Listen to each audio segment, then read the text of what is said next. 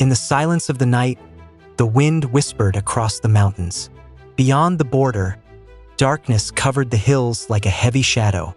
But in that silence, one man was still awake, Captain Adam Collins. He was leading a small U.S. Army unit, just 6 men stationed deep in hostile territory. It was supposed to be a quiet night.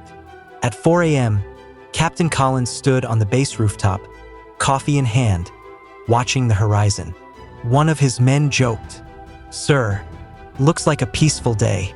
Collins smiled faintly. In war, peace is just the moment before the storm. Hours later, strange signals began appearing on the radio. Drone footage showed unusual enemy movement. The call came in, enemy units approaching fast.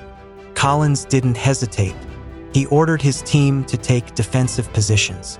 Down below, nearly 40 enemy fighters were advancing up the ridge, while Collins had only 7 men, 2 machine guns, and limited ammunition. His superior officer advised retreat, but Collins replied firmly, "If we fall back now, they'll reach the base.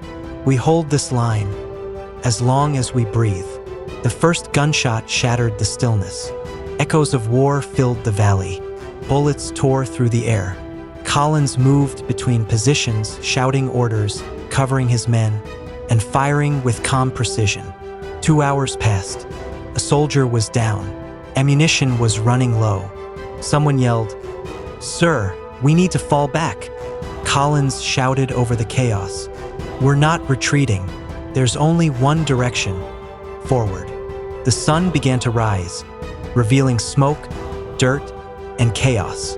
But the fight was far from over. A second wave of enemy troops was coming, heavier and better armed.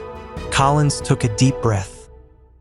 He looked at his remaining men and said quietly, "If we fall today, history will remember that we refused to run." The battle raged for hours. The ground trembled with explosions. Collins was hit in the shoulder but kept fighting. He could barely hold his rifle, yet his voice on the radio stayed calm. "This is Captain Collins, we've held the line. Enemy is retreating. Sir, we did it." Moments later, the radio went silent. When the rescue team arrived, the battlefield was nothing but smoke and broken ground. Empty shells, burnt trees, and one helmet marked with the name A. Collins. They found him sitting where he made his last stand, rifle still in his hands, eyes fixed forward, as if guarding the line even after the battle had ended. Days later, the U.S. Army named that ridge Collins Point. He was posthumously awarded the Medal of Honor. But his brothers in arms still say, Adam didn't fight for medals. He fought because someone had to stand their ground. This isn't just the story of one man.